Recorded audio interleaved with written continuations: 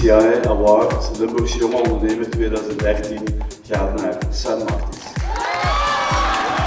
Een terechte winnaar. Ik vond het een super interessant verhaal eigenlijk wat die man te vertellen had. Schitterende winnaar, hij heeft het verdiend, ja. Ik ben Sven Martens, 38 jaar, oprichter en gedelegeerd bestuurder van Two Pharma. Sven Martens van Two Pharma wint de JCI Award Limburgse Jonge Ondernemer 2013. De jury koos voor Sven Martens op basis van zijn ijzersterk dossier. Wij zijn als ondernemer altijd bezig met de toekomst. Maar als je zo een dossier schrijft, word je opnieuw geconfronteerd met het verleden. En daar leer je gigantisch veel uit. Veel ondernemers vergeten wel wat ze in het verleden allemaal al gedaan hebben, welke fouten ze ook gemaakt hebben, maar hoe ze die dan ook weer rechtgezet hebben. En dat gaat dat natuurlijk sterk maken ook naar de toekomst toe. Ik moet zeggen dat het alle 4 zeer goede kandidaten waren. Alle mensen die Limburg op de kaart proberen te zetten, ik vind het wel heel mooi om te zien. De jury heeft een eer en geweten beoordeeld en ik denk het beste dossier eruit gehaald. Nu, het waren alle 4 verdiende winnaars geweest. De interne keuken van de jury zullen we nooit niet kennen, maar ik vertrouw erop dat het de juiste keuze is geweest. De sfeer was positief. Jonge ondernemers worden aangemoedigd om op te staan. We hebben natuurlijk een SALK-rapport in Limburg, gedragen door de overheid, maar de overheid zal niet de oplossingen brengen.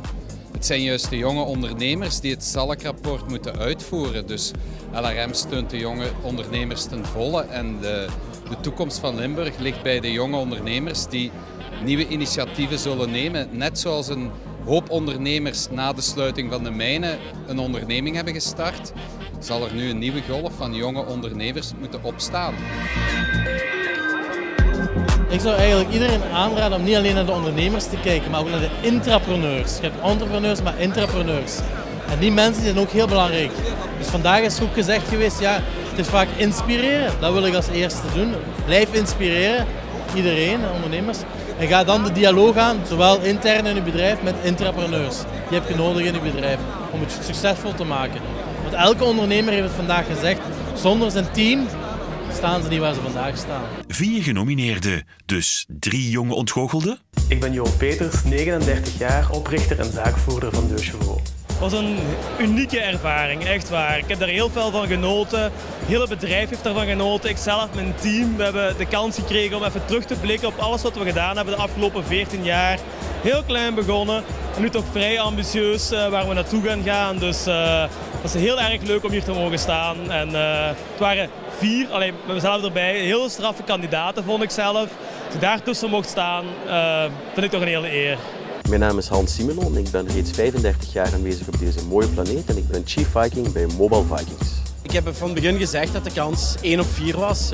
Dat is ook uitgekomen. Er waren 4 sterke kandidaten met ieder hun specialiteit en hun sterke punten, denk ik wel. En ik denk dat het een verdiende winnaar is, sowieso. We hebben ook al afgesproken met de 4 kandidaten om toch nog bij elkaar te komen, om zo van elkaar te kunnen leren, elkaar te versterken en dat we volgend jaar nog sterker staan. Ik ben Peter van Heijlen, ik ben net 36 jaar en ik ben eigenaar en zaakvoerder van de firma LED Techno.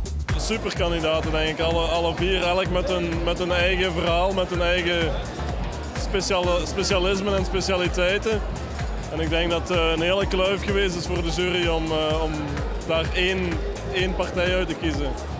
Maar het is de winnaar absoluut gegund.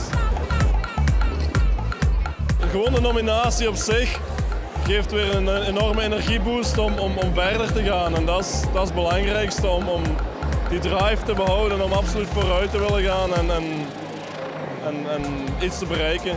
Ondertussen is het uitkijken naar half mei en hopen dat Sven Martens ook een prijs pakt in de Vlaamse finale van Jonge Ondernemer van het Jaar.